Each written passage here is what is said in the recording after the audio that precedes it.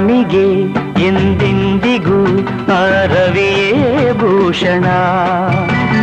ಬಳುಕುವ ಲತೆಗೆ ಹೆಣ್ಣಿನ ಮುಡಿಗೆ ಹೂವೇ ಭೂಷಣ.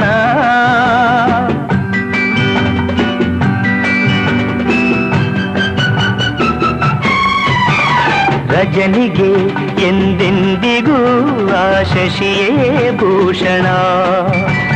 ಅರಳಿದ ಮನಕ್ಕೆ ಹವಳದ ತುಟಿಗೆ ನಗುವೇ ಭೂಷಣ. ನೋವಿಗೆ ನಲಿವಿಗೆ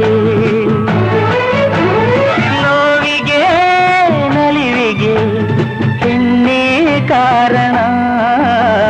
ಚೆಲುವೆಯಾದದ ಮೊಗಕ್ಕೆ ಕಣ್ಣೇ ಭೂಷಣ.